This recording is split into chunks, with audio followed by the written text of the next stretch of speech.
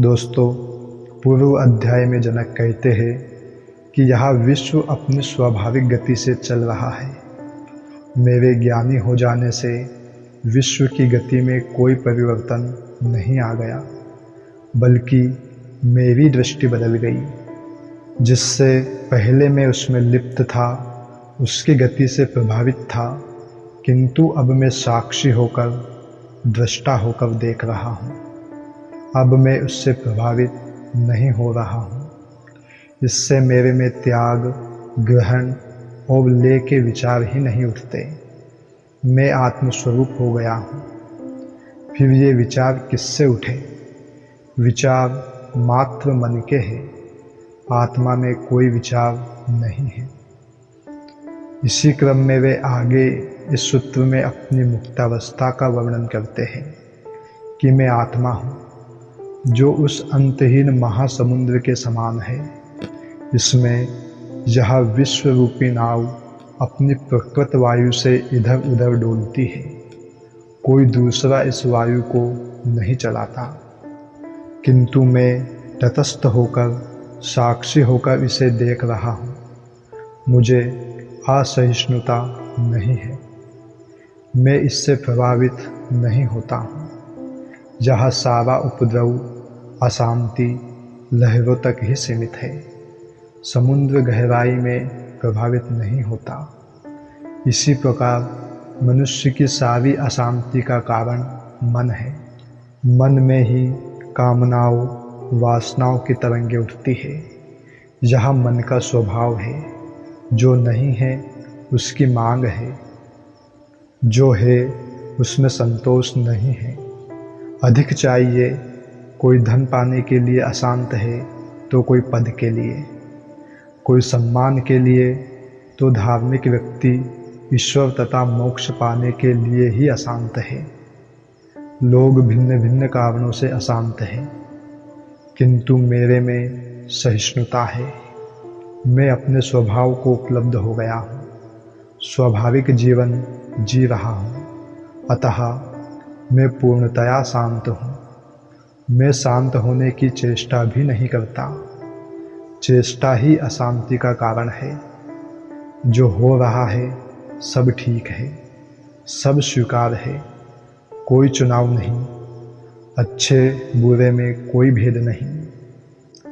कोई संकल्प विकल्प नहीं।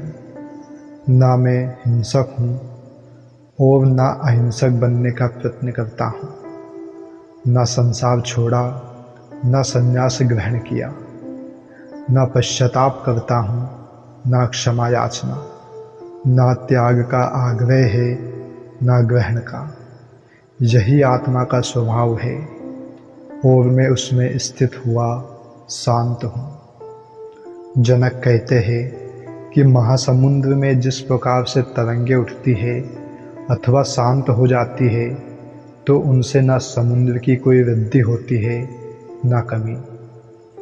इसी प्रकार चित्त रूपी वायु से आत्मा में जो वासनाओं, कामनाओं की तरंगें चाहे उठे या मिटे, मैं आत्मरूप होने से मेरी ना कोई वृद्धि है न हानि। यह सारी वृद्धि और हानि अहंकार की होती है। अहंकार प्रतिष्ठा मांगता है। न मिलने पर वह अपने को छोटा समझने लगता है। प्रतिष्ठा मिलने पर अपने को बड़ा समझने लगता है। संसारी तो प्रतिष्ठा मांगते ही है। साधु सन्यासी भी मांगते हैं।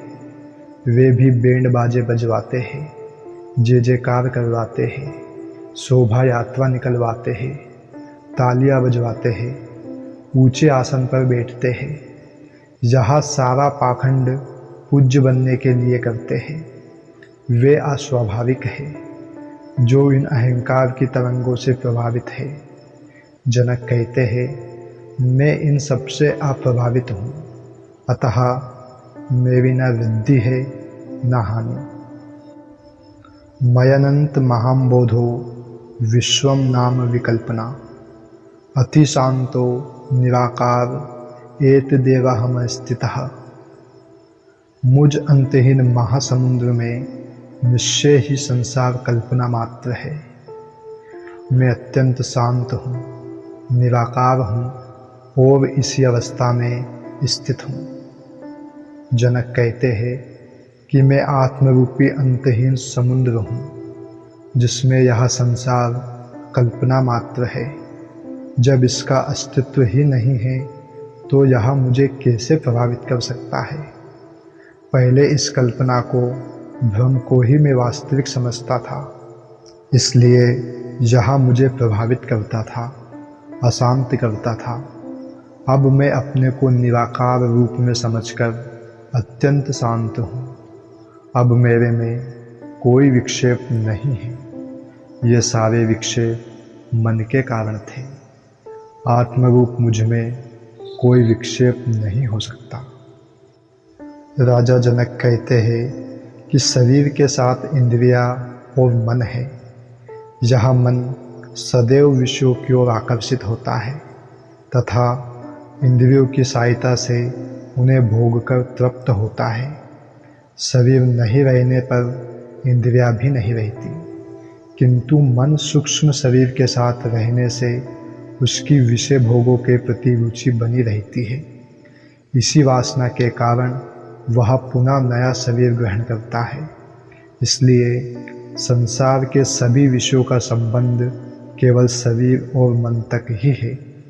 ये ही कर्ता और भोक्ता है। ये ही विषयों का भोग करते हैं। मैं इनसे परे आत्मस्वरूप हूँ, जो ना करता है ना भोगता। अतः इस आत्मा का विषयों से कोई संबंध नहीं है। ना आत्मा विषयों में है और ना ये विषय उस अनंत निर्दोष आत्मा में है। इसलिए मैं आत्मा होने से सदा इन विषयों के प्रति अनासक्त हूँ। विषयों के प्रति आसक्ति केवल मन व शरीर की है, मेरी नहीं। इसलिए मैं स्पृहा मुक्त हूँ। मेरी विषयों में कोई इच्छा नहीं है। ऐसी अवस्था में मैं स्थित हूँ। जनक कहते हैं कि मैं आत्मस्वरूप हूँ तथा आत्मा के लिए यह समस्त संसार इंद्रजाल की भांति माया एवं भ्रम दिखाई देता है।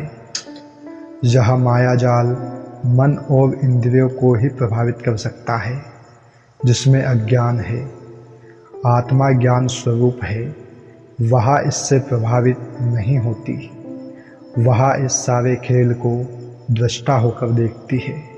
जब तक अज्ञान था तब तक मैं इस इंद्रजाल को सत्य समझता था, जिससे हे और उपादेय, अच्छा बुरा, लाभ हानि, शुभ अशुभ की अनेक कल्पनाएं करता था। अब मुझे आत्मबोध हो चुका है, जिससे अब अपने को इन सबसे परे आत्मस्वरूप मानता हूँ। इसलिए यह संसार मुझे इंद्रजाल से अधिक महत्व का ज्ञान नहीं हो रहा है। अब मैं इससे अप्रभावित हूँ। इसमें हे की तथा उपादेय की कल्पना भी नहीं कर सकता। अब सब कल्पनाएं व्यर्थ हो चुकी है। जब सब कुछ पा लिया, पाने को कुछ शेष नहीं बचा, फिर कल्पना किसकी की जाए। इस संसार में ना कुछ पाने को है ना छोड़ने को। भोग व त्याग दोनों कल्पनाएं हैं, जो कुछ पाने के लिए की जाती है। हे और उपादेय, अच्छा बुरा, शुभ अशुभ आदि सारी कल्पनाओं के पीछे प्राप्ति की वासना ही है। जब वासना ही नहीं रही तो ये भेद अपने आप छूट गए। मैं स्वभाव से जो हो रहा है उसमें संतुष्ट हूँ। कोई चुनाव नहीं है। मैं दोनों का साक्षी होकर चैतन्य में स्थित हूँ।